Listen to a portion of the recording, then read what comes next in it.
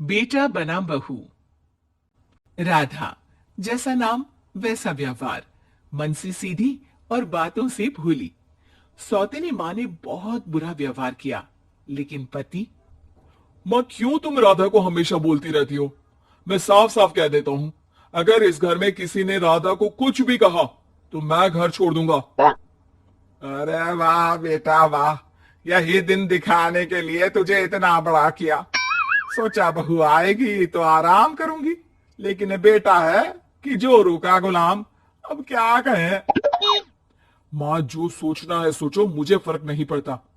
मैंने कोई love marriage नहीं किया है। आपने जिससे बोला मैंने शादी की, लेकिन अब मैं राधा को किसी भी परेशानी में नहीं देख सकता। हाँ हाँ, और मुझे देख सकते हो क्यों? अरे माँ, देखना तो मैं तुझे भी नहीं चाहता, लेकिन खुद सोच, राधा के आने से पहले तुम पूरा खाना बनाती थी, लेकिन अब जब से राधा आई है एक गिलास पानी भी खुद से नहीं लेती। अरे भाई, राधा भी तो मेरी ही उम्र की है। मैं आपके लिए बच्चा तो वो आपके लिए समझदार बहू। कैसे? उसे वक्त देना माँ। वो थक जाती है, रोती है, उसके पैर में दर्द होता है, आपको वो क्यों नहीं दिखता माँ? नहीं नहीं, ऐसा कुछ भी नहीं है। अरे वाह जी वाह, सारी तीली लगा दी। अब बोल रही है कि ना जी ना, कोई बात ना है। तीली, क्या बोल रही हैं आप सासू माँ? अरे राधा, तुम चिंता ना करो। माँ की आदत है हर बात पर ताने देने की। तुम कमरे में जाओ, मैं ग्रीन टी लेकर आ रहा हूँ।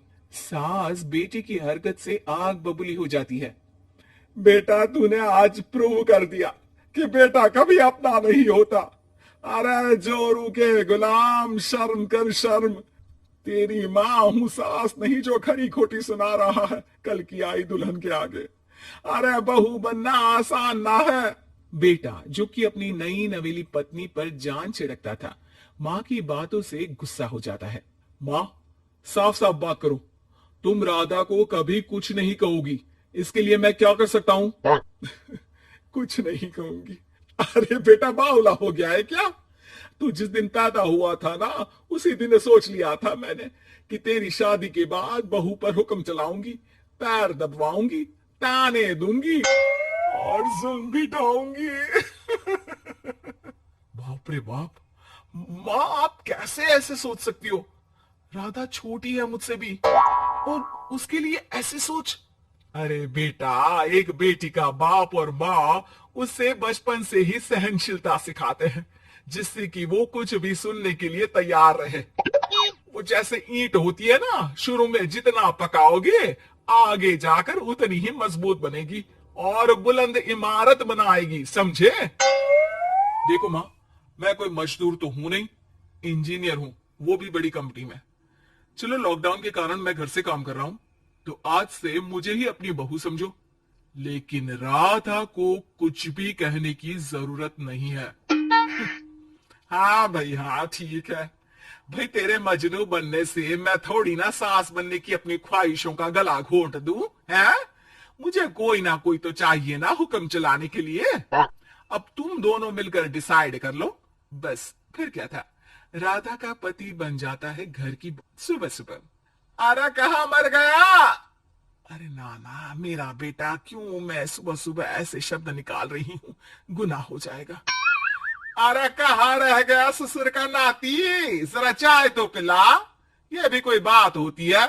सूरज सर चढ़ गया लेकिन महाराज जी सो रहे हैं। बेटा पलंग से उठता है। मैं जल्दी से जाकर चाय दे आती हूँ माँ जी को।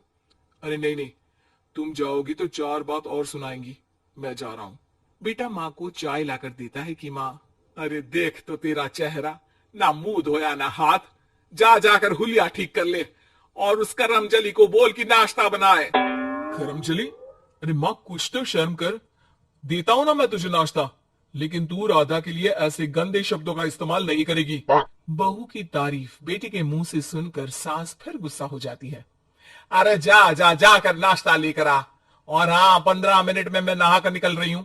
नाश्ता ना आया तो खाल उधेड़ दूंगी।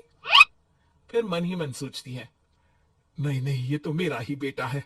खाल उखड़े उसके दुश्मन की। अब मतलब तेरी राधा की खाल, समझा ना?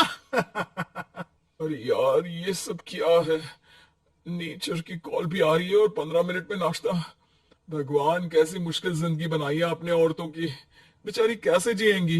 बेचारा बेटा किचन में जाता है जहां राधा आलू पूची बनाकर उसका इंतजार कर रही होती है।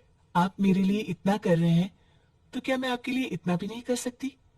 ये लीजिए, नाश्ता बना दिया है, दे आइए माँ जी को। अरे थैंक्स राधा, माँ नहाने गई है, मैं बस अभी आया। ये नाश्ता यही रख दो, मैं आकर दे दूंगा माँ को। थोड़ी देर में माँ की आवाज आती है। अरे कहाँ रह गए? 15 मिनट हो गई, नाश्ता कहाँ है? बेटा हाथ में वही आलू पूची वाली थाली लेकर खड़ा हो जाता है माँ के सामने। ये रहा नाश्ता, लो खाओ। माँ थोड़ा सा खाना खाती है और फिर छी छी, ठंडा खाना यही सिखाया है तेरी माँ ने? थोड़ा सोचकर रुक जाती है। इसकी माँ तो मैं ही हूँ, पर ही सवाल कर रही हूँ मैं। नाची ना। अरे बेटा, नाश्ता गर्मा गर्म अच्छा लगता है, खास करके पूड़ियाँ। पूड़ी तो छन से छने और टन से प्लेट में आ जाए। देखा माँ, जो बातें आप राधा को सुनाती हो वो अपने बेटे को सुनाने में कितना दुख होता है। तो जैसे आप मुझे सोचती हो वैसा ही राधा को भी समझा करो ना। अरे जितने लाड प्यार से आपने मुझे बड़ा किया, क्या उसकी माँ ने नहीं किया? हाँ हाँ, पता है, उपदेश मत दे। लड़की का काम ही क्या होता है? खाना बनाना। और खाना बनाने में कौन सा बड़ा काम है? फिर सारा दिन घर में पलंग ही तो तोड़ना है। अब तू बता, तू अपने से तुलना कैसे कर सकता है उसकी? कर सकता हूँ माँ। मैं अगर बहू की बेटे से तुलना करने में आ गया ना, तो तुझे समझ में आएगा कि बहू की जिम्मेदारी भी कम नहीं होती। मेरा दोस्त है ना राम, जानती हो ना? हाँ हाँ, क्यों नहीं जानूंगी। उसकी बीवी और माँ में नहीं बनती। बीवी ये मोटे मोटे ताने सास को देती है और सास उसे। हाँ हाँ, तो फिर क्या, घर ठीक से चल नहीं पा रहा था। सास कहती बहू काम सारा करे, बहू का कहना था कि सास मदद करे। ऐसे में बेचारा न लंच लाता और न ठीक से खा कर आता। नतीजा, बीमार रहने लगा। ऑफिस की नौकरी गई, खर्चा खाना सब बंद। कर लो अब सास बहू की लड़ाई। बेटा बीमार घर पर बैठा, पैसे की आमदनी नहीं, बहू भी कभी मायके कभी ससुराल। अब तो सुना है सास बहू की ही कमाई खा रही है, वो भी तानों के साथ। घर का भी सारा काम वही करती है। अरे बस कर बेटा, मुझे समझ में आ गया। तू तो बेटा ही रहे। बहू को अब बहू नहीं, मैं बेटी बना कर रखूंगी।